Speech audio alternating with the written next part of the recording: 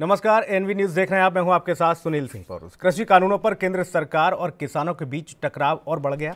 किसान संगठनों ने केंद्र सरकार के प्रस्ताव को बुधवार को सिरे से खारिज कर दिया। किसान नेताओं ने इसके साथ ही ऐलान भी कर दिया कि कृषि कानूनों के रद्द होने तक आंदोलन जारी रहेगा। किसानों ने आंदोलन तेज करने की भी रूपरेखा तय की है। आपको बता दें कि सरकार ने किसानों को प्रस्ताव भेजा था जिसमें एमएसपी को लेकर गारंटी की भी बात कही गई थी। उम्मीद थी कि बात बन जाएगी, लेकिन किसानों ने प्रस्ताव अस्वीकार कर दिया। सरकार की ओर से मिले प्रस्ताव के बाद किसान नेताओं ने सिंघू बॉर्डर पर मीटिंग की। बैठक के बाद किसानों ने औपचारिक प्रेस कॉन्फ्रेंस करके अपनी बातें कहीं, जिसमें आगे का प्लान बताया गया। किसानों का आगे का प्लान रिलायंस के प्रोडक्ट का बहिष्कार करने का ऐलान किया गया। 14 दिसंबर को देश भर में धरना प्रदर्शन होगा। दिल्ली की सड़कों को जाम करने का भी प्लान है और दिल्ली जयपुर हाईवे भी इस दरमियान जाम रहेगा। इसके साथ आगरा दिल्ली हाईवे को भी जाम किया जाएगा, जो कि 12 दिसंबर को इसकी रूपरेखा बनाई गई है। पूरे देश में आंदोलन तेज होने के भी आह्वान किए गए। साथ ही सरकार के मंत्रियों का घेराव होगा, यह भी एक बड़ी बात कही गई। 14 दिसंबर को बीजेपी के ऑफिसों का घेराव किया जाएगा। हर एक इकाई जाकर जिला स्तर पर बीजेपी के दफ्तरों का घेराव करेगी और 14 दिसंबर को हर जिले के मुख्यालय का घेराव होगा, बीजेपी के जो मुख्यालय हैं उनका। साथ ही आपको बता दें कि लगातार ये कहा जा रहा है किसानों की ओर से कि जब तक कृषि कानूनों को रद्द नहीं किया जाता है, वापस नहीं लिया जाता है, तब तक ये आंदोलन निरंतर यूं ही जारी रहेगा। इस आंदोलन को और तेज किया जाएगा, क्योंकि ये आंदोलन इसलिए भी तेज होने वाला है, सरकार जब तक किसानों की बात नहीं मानेगी तब तक ये आंदोलन एक अलग ही रूप लेता नजर आएगा।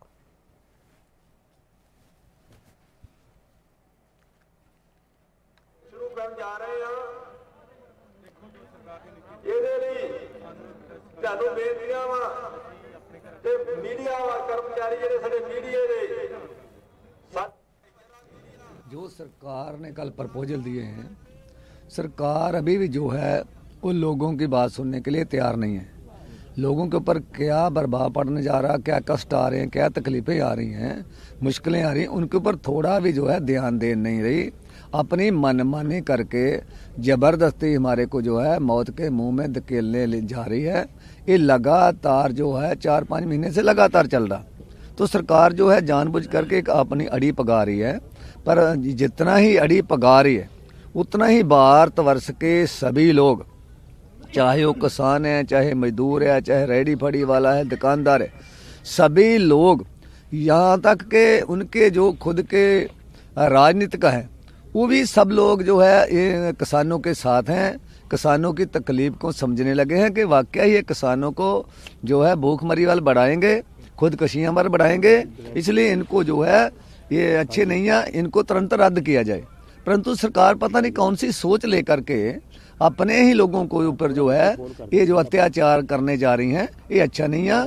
तो जब तक ये बिलों को निरस्त नहीं किया जाता, पूरा संपूर्ण रूप से रद्द नहीं किया जाता, तब तक संघर्ष जो है चलता रहेगा। दुनिया और बढ़ती जाएगी। भारत के लोग ही नहीं, पूरी वर्ल्ड का लोग जो है यहाँ ध्यान लगा हुआ कि भारत में क्या हो रहा हुआ। सरकार एक तरफ खड़ी है और पूरे भारतवर्ष के लोग जितना भी, पहले तो छोटे हम बोल रहे थे कि छोटे वर्ग के लोग, जहाँ किसान मजदूर, अभी तो सभी जो हैं इनके जितने भी भाई वाल थे सभी। हम शांति से चाहते हैं, जो माहौल बना हुआ है हम शांति चाहते हैं, पीसफुली सारा कुछ चाहते हैं। हमारे देखो कितनी कितनी एज के जो फार्मर हैं, 90 साल से लेके पता नहीं कितनी एज है उनकी, वो ठंड में ये बैठे हैं। कुछ तो शर्म होनी चाहिए सर। जो आपके सलाहकार हैं ना वो सही नहीं है। प्लीज़ आप अपना मंत्री यहाँ पे बैठिए, हमारे बीच सुनिए हमारी बात, तब हमारी बात जाएगी आपके पास। जो आपके सलाहकार हैं वो सही आवाज़ आपके पास नहीं पहुँचा रहे हैं। आप देख लो, हम पीसफुली चल रहे हैं, नहीं तो आगे जो मामला होगा वो आपकी तरफ से होगा। हम आपसे बेनती करते हैं, छोटे छोटे बच्चे हैं और हमारी फसल भी पीछे ख़राब हो रही है, तो घर बार छोड़ के हम जहाँ पे बैठे हैं, तो हम चाहते हैं पीसफुली हमारा काम हो, शांति चाहते हैं। मोदी साहब सोचिए हमारे बाप, हम आपकी लाइफ लाइन है। वी आर एट बॉर्डर, हम बॉर्डर एरिया से आए हैं यहाँ पे, हम तो आपकी तरफ देख रहे हैं अभी क्या कर रहे हो आप। हमारा ही गेहूँ लेके ये बड़ी बड़ी कंपनियां एक खराब डिक्लेयर कर देंगी, ये खराब है, और उसको रिजेक्ट करके जैसे रामदेव है, पतंजलि है, उनको बेचेंगी। यही आटा आपको जनता को 70 रुपये तक मिलने जाएगा। फिर देख लो, अब महंगाई का कारण बन जाएंगे। हम नहीं चाहते, हमने पंजाब हमेशा ग्रीन इनकलाब के हक में है। अपना मोदी जी से या उनकी सरकार से बार बार जुमलेबाजी की जा रही है, फार्मूले बताए जा रहे हैं। प्रपोजल जो कल भेजी है वो प्रपोजल हमें पहले दिन से मंजूर नहीं थी। हमने कह दिया था कि तीनों बिल निरस्त होने चाहिए और एक नया कानून जो MSP गारंटेड हो, मैक्सिमम रेट गारंटेड हो, वो आना चाहिए। सरकार ने उस पर काम तो नहीं किया, वो थोड़ा उसमें संशोधन की बात करके वो टाल मटोला कर रही है। इसलिए हम कह रहे हैं कि 12 तारीख को जो बंद का आह्वान किया गया है, टोटल खुले रहेंगे, टोलों पे टोल नहीं लगेगा। वो ऐसी व्यवस्था है कि पंजाब में, हरियाणा में तो टोल पहले से फ्री है, बाकी स्टेटों में इसका प्रावधान होगा। कारपोरेट जगत जो यहाँ स्थापित होना चाहता है उसको आर्थिक पक्ष से कमज़ोर करने के लिए ये सभी व्यवस्था जो है की जा रही है, क्योंकि कारपोरेट जगत एक हमारे पे हैवी हो रहा है और उसकी वागडोर जो सरकार के हाथ में है। सरकार हमारे ऊपर कारपोरेट जगत को बैठाना चाहती है, हम कारपोरेट जगत को यहाँ से भगाना चाहते हैं। इसलिए उनके मॉलों का, उनके पंपों का। जी हाँ, तो किसानों को सरकार का संशोधन पसंद नहीं आया और उस संशोधन को, उस प्रस्ताव को ठुकरा दिया गया और कह दिया गया कि जब तक ये कृषि कानून वापस नहीं लिए जाते, इनको रद्द नहीं किया जाता, तब तक ये आंदोलन देश भर में यूं ही जारी रहेगा। दिल्ली की बॉर्डरों पर किसान जत्थेबंदियां डटी हुई हैं और वो लगातार उग्र होते नजर भी आ रहे हैं। कह रहे हैं कि अभी तो हम पीसफुली यानी कि शांतिपूर्वक इस धरना प्रदर्शन में लगे हैं, अगर कहीं कुछ विवाद होता है, बवाल होता है, तो उसकी जिम्मेदारी सरकार की होगी। और सीधा रुख करेंगे, दोनों मेहमान हमारे साथ खास पैनल में जुड़ चुके हैं। भारतीय जनता पार्टी की ओर से कैप्टन आई सिंह हमारे साथ मौजूद हैं, साथ ही किसान नेता हमारे साथ रामपाल जाट हैं। आप दोनों का बहुत स्वागत है।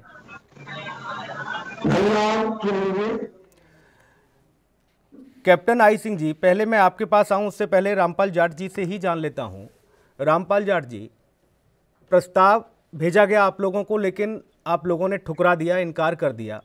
जिद की चढ़ाई है, आगे और लड़ाई है, ये माना जाए?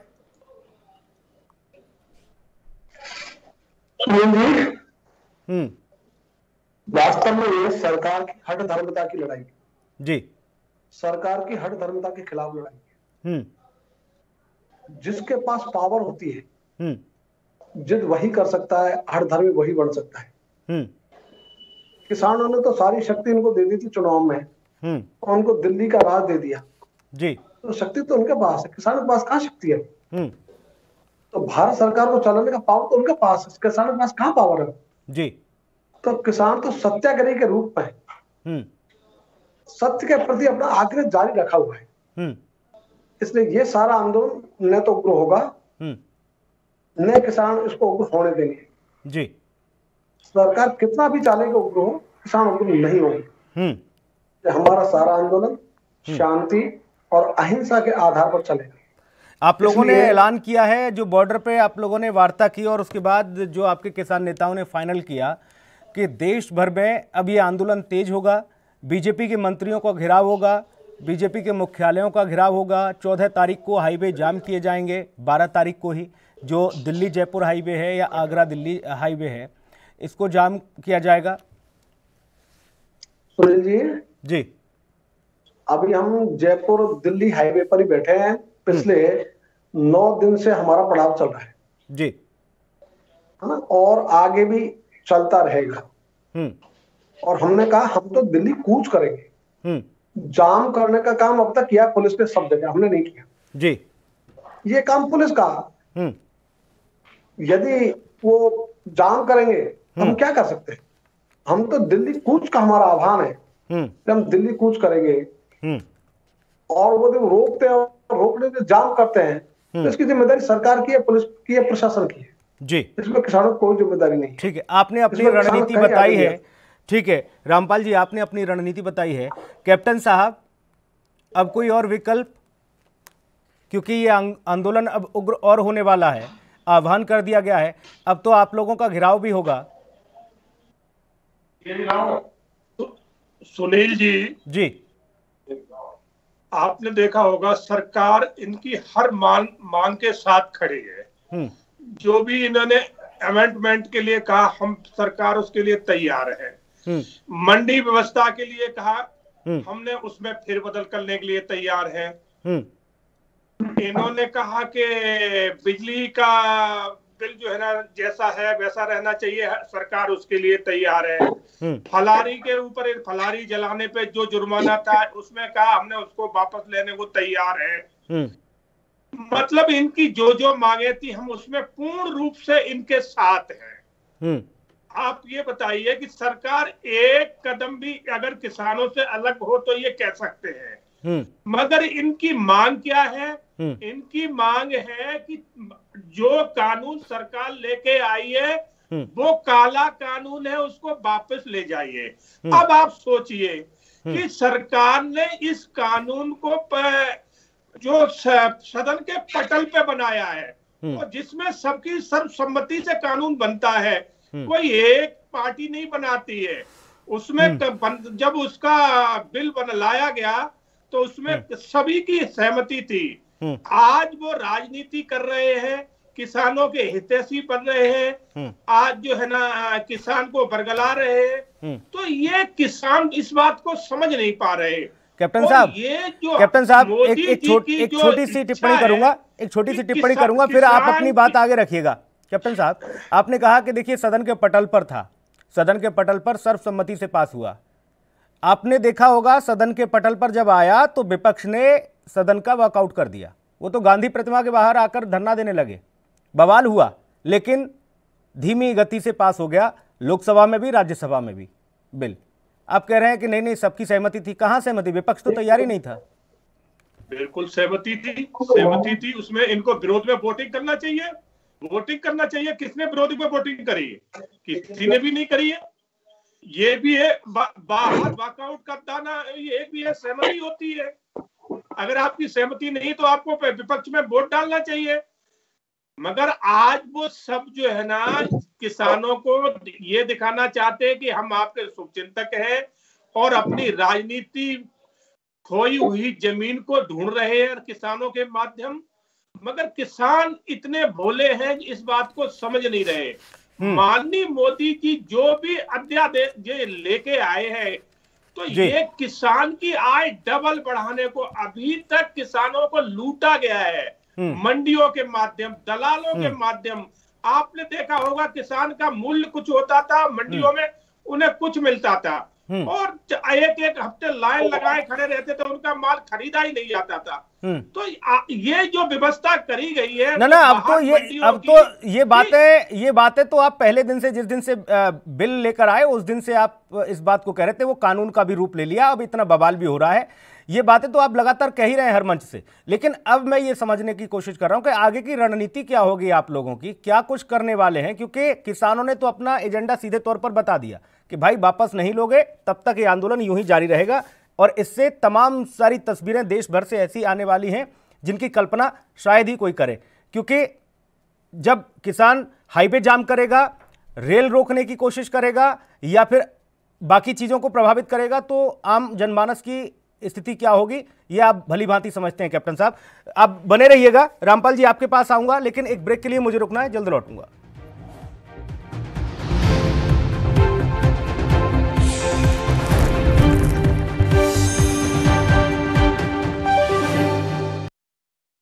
प्रिय हरियाणावासी भाई और बहनों, इन दिनों धुंध और कोहरा छाने लगा है, जिससे सड़कों पर दुर्घटनाओं की आशंकाएं बढ़ जाती हैं। मैं वाहन चालकों से अपील करता हूं कि यातायात के नियमों का पालन करें, वाहन पर नियमानुसार समुचित रिफ्लेक्टर लगवाएं, वाहन के बीच उचित दूरी बनाए रखें, अपनी सुविधा एवं सुरक्षा के लिए फॉग लाइट लगवाएं और उसका उपयोग करें। वाहन धीमी गति से चलाएं और शराब पीकर वाहन न चलाएं, गलत दिशा में वाहन न चलाएं और सड़क पर पार्किंग न करें। सड़क पर बनी सफ़ेद पट्टी का ध्यान रखें, वाहन को लो बीम पर चलाएं। दुर्घटना होने की स्थिति में तुरंत वाहन से निकलने और सुरक्षित स्थान पर जाने का प्रयास करें। पुलिस को तुरंत सूचित करें ताकि आपको मदद मिल सके और दुर्घटनाग्रस्त वाहन को भी सड़क से हटाया जा सके। धन्यवाद। बस करो माल साहब, ਤੁਸੀਂ ਰੈਡੀ ਹੋ ਕੇ ਫਿਰ ਸ਼ੁਰੂ ਹੋ ਗਏ। ਤੁਹਾਡੀ ਵੀ ਨਾ એનર્ਜੀ ਨਹੀਂ ਖਤਮ ਹੁੰਦੀ। ਸਤਿ ਸ਼੍ਰੀ ਅਕਾਲ ਫੁੱਫੜ ਜੀ। ਓਏ ਸਤਿ ਸ਼੍ਰੀ ਅਕਾਲ। ਓਏ 8 ਵਜੇ ਦਾ ਕਹਿ ਕੇ 11 ਵਜੇ ਆਤੇ ਤੁਸੀਂ ਇਹ ਫੁੱਫੜ ਜੀ ਅੱਖ ਹੀ ਨਹੀਂ ਖੁੱਲਦੀ। ਥੱਕਿਆ ਜਿਹਾ ਸਰੀਰ ਰਹਿੰਦਾ। थोड़े च इस उम्रे भी पूरी फुर्ती है। ਓਏ ਮੇਰੀ ਫੁਰਤੀ ਦਾ ਰਾਜ਼ ਹੈ ਵੈਦਵਾਨ ਦਾ X+ ਮਰਦਾਨਾ ਕੋਰਸ ਤੇ ਪਿਛਲੇ 30 ਵਰਿਆਂ ਤੋਂ ਇਹੀ ਹੈ ਮੇਰੀ ਸਿਹਤ ਦਾ ਰਾਜ਼। ਇਮਿਊਨਿਟੀ ਵਧਾਉਣ ਦੇ ਨਾਲ ਮਰਦਾਨਾ ਤਾਕਤ ਲਈ ਇਹੀ ਰਾਮਬਾਣ। ਚੁਸਤੀ ਫੁਰਤੀ ਤੇ ਜੋਸ਼ ਵਧਾਉਣ ਲਈ ਤੁਸੀਂ ਵੀ ਅੱਜ ਹੀ ਸ਼ੁਰੂ ਕਰੋ X+ ਮਰਦਾਨਾ ਕੋਰਸ।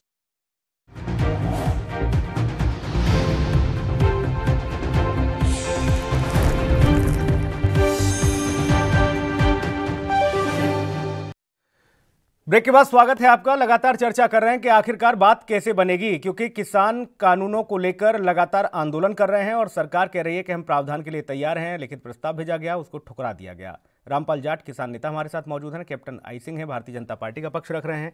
रामपाल जाट जी, किसान इतने भोले भाले हैं, वो उनको समझ नहीं आ रहा या समझाया नहीं जा रहा, ये इस तरह की बातें अभी भी जारी हैं। कितने भोले भाले हैं किसान? क्या किसान को ये नहीं मालूम कि ये जो कानून है इससे हमारा कितना हित होने वाला है, अहित होने वाला है? जरा स्पष्ट करें रामपाल जाट जी। सुनील जी, मुझे लगता कि इस लोकतंत्रात्मक व्यवस्था में राजशाही का काम शुरू हो गया जी। इसलिए पहले कहावत थी ना, यथा राजा तथा प्रजा जी।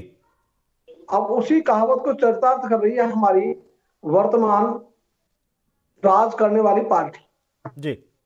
अच्छा ये हो कि राज करने वाले लोकतंत्रात्मक तरीके से चलने का विचार करें।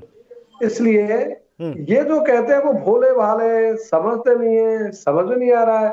अरे भाई, जो पशु होता है ना, वो भी अपने हितैषी कौन है, उनके हित में क्या है वो समझता है। और मनुष्य कोई भी होगा, मनुष्य मात्र समझता है उसका हित क्या है, अहित क्या है।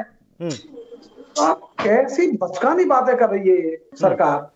नहीं, वो तो ये भी कह रहे हैं कैप्टन साहब, तो ये भी बता रहे हैं कि देखिए ये कानून से आप लोगों की जिंदगी सुधरने वाली है, इस कानून से आप लोगों की आय बढ़ने वाली है, आप लोग बेड़ियों से आजाद होने वाले हैं। आप ऐसा क्यों नहीं चाहते रामपाल जी? यदि ये सच होता तो हम जरूर चाह लेते, लेकिन ये सच के तथ्यों से बहुत परे है जी, बिल्कुल उल्टा।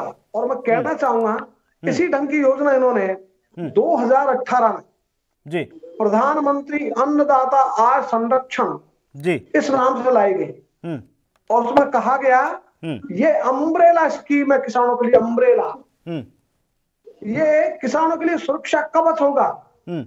और उसकी गाइडलाइन क्या थी? उसकी गाइडलाइन में अरहर, मूंग, उड़द, सरसों, मूंगफली, कुसुम और ये जो आपका है सूरजमुखी, जितनी भी दलहन और तिलहन की उपजें हैं, उनकी न्यूनतम समर्थन मूल्य पे खरीद कुल उत्पादन में से 25% से अधिक नहीं होगी। प्रतिबंध लगा दिया जी। 75% उत्पादन को खरीद की परिधि से बाहर कर दिया। फिर भी उसका नाम ये दे रहे थे अन्नदाता आय संरक्षण। अरे आप आय का संरक्षण कर रहे हो या आय पे कुल्हाड़ी चला रहे हो? तो कुल्हाड़ी चलाने को भी संरक्षण कहते हैं क्या? जेब पे डकैती देने को भी संरक्षण कहते हैं क्या?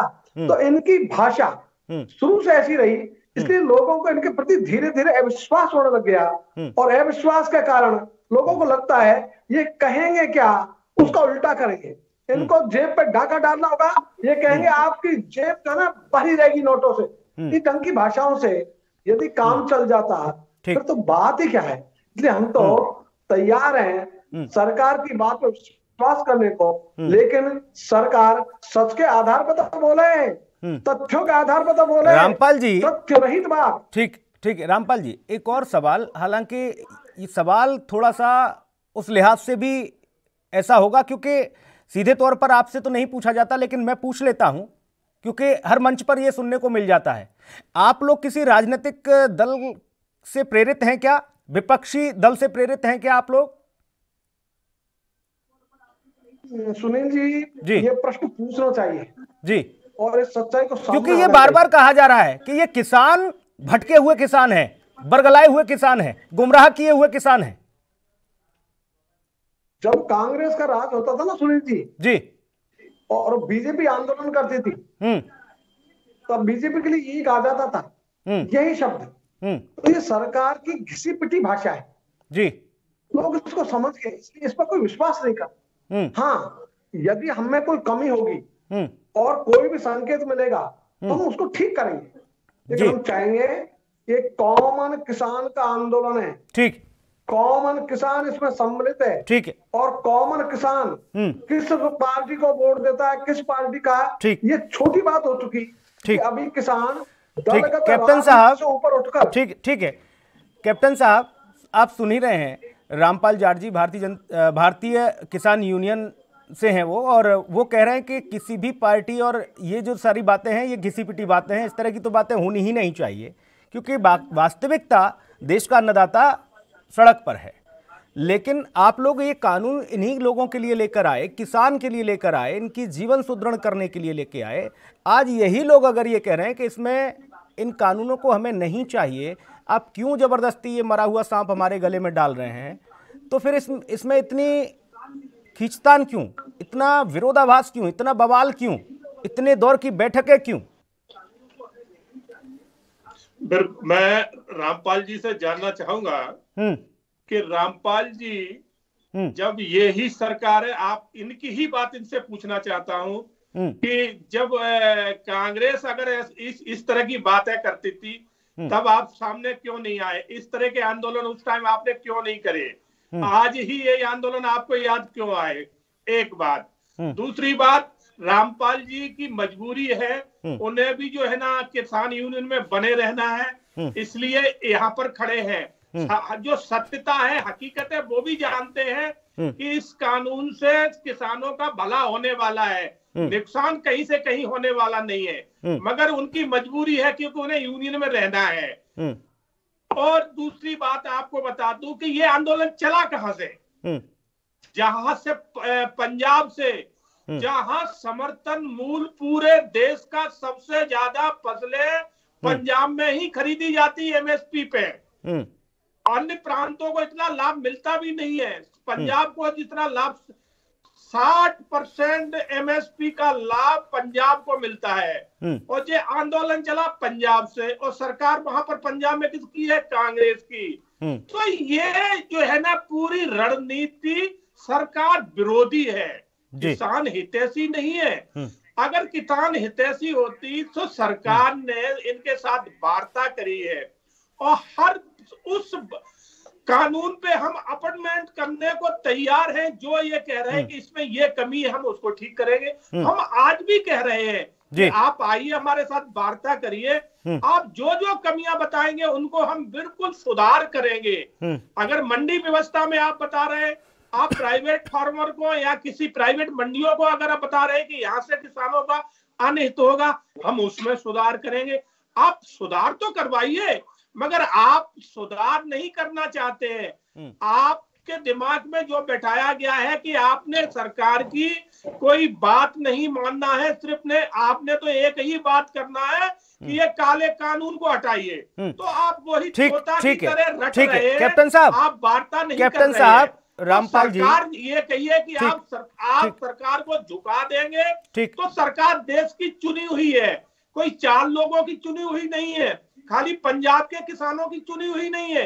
इसमें मध्य प्रदेश भी है, इसमें गुजरात भी है, इसमें अन्य प्रांत भी है, वहां से भी सरकार चुन के आई है, मगर वहां का एक भी किसान बाहर निकल के नहीं आ रहा है। कैप्टन साहब, से कोई निकल रहा है कैप्टन तो साहब, या तो किसान नेता होगा या फिर कांग्रेसी नेता होगा। ठीक है, तो ये बात मान के ठीक है, आपकी बात आ गई, और बड़ी ही सादगी से, विनम्रता से सुनी रामपाल जाट जी ने भी। जवाब चाहूंगा रामपाल जाट जी, कैप्टन साहब ने जो कहा, इसमें शामिल हो गए। ठीक है, ठीक है कैप्टन साहब, ठीक है, आपकी बात आ गई, आपकी बात आ गई। थोड़ा सा समय रामपाल जाट जी के लिए, बहुत संक्षेप में। नहीं तो ये रामपाल जाट जी, अमेंडमेंट जी जी, कैप्टन साहब की आवाज थोड़ी डाउन करिए। रामपाल जाट जी, आप बोले। मोदी जी का लक्ष्य जी, ये पूरे देश की व्यथा है, पूरे देश के किसानों की पीड़ा है, और इसके लिए 5 जून को ये अध्यादेश आए और 14 जून को पूरे हिंदुस्तान के किसानों की ओर से हमने माननीय प्रधानमंत्री जी को पत्र प्रेषित कर दिया। दूसरा पत्र 21 जुलाई को माननीय प्रधानमंत्री जी को प्रेषित कर दिया इस चेतावनी के साथ कि यदि आपने इन कानूनों को वापस नहीं लिया तो देश का किसान सड़कों पर उतरेगा। हाँ, ये ठीक है, सड़क पर उतरने का काम सबसे पहले पंजाब ने किया और ये पंजाब का स्वभाव है। जब आजादी का संग्राम हो रहा था उस समय भी जो पंजाब ने नारा दिया था, पगड़ी संभाल जट्टा पगड़ी संभाल रे, उस समय किसकी सरकार थी पंजाब में? इसलिए ये पंजाब का मिलिटेंट स्वभाव है, वो एग्रेसिव है, इसलिए वो आगे रहते हैं। ये अच्छी बात है, इसमें कोई बुरी बात नहीं। और देश के किसानों में इस कारण से चेतना आई है, इसलिए हम तो अच्छा मानते हैं पंजाब को। पंजाब ने अच्छा काम किया और वहाँ सभी पार्टियों के लोग इस आंदोलन में हैं। ठीक है, माफ करिएगा रामपाल जाट जी, आगे नहीं ले जा सकता इस बहस को, मुझे यहीं समाप्त करना होगा। लेकिन लगातार देखिए गतिरोध जारी है। सवाल यही है कि बीच का रास्ता क्या निकलेगा और बीच का रास्ता निकलेगा कब? सबके मन में, सबके जहन में एक ही सवाल कि आखिर इस आंदोलन का, इस समस्या का समाधान कब होगा? हर एक नागरिक यही पूछ रहा है कि आखिरकार कब ये अव्यवस्था जो फैली हुई है वो व्यवस्थित होगी। बहुत शुक्रिया कैप्टन साहब, आप हमारे साथ जुड़े। रामपाल जाट जी, बहुत धन्यवाद आपका चर्चा में जुड़ने के लिए। इस बुलेटिन में इतना ही।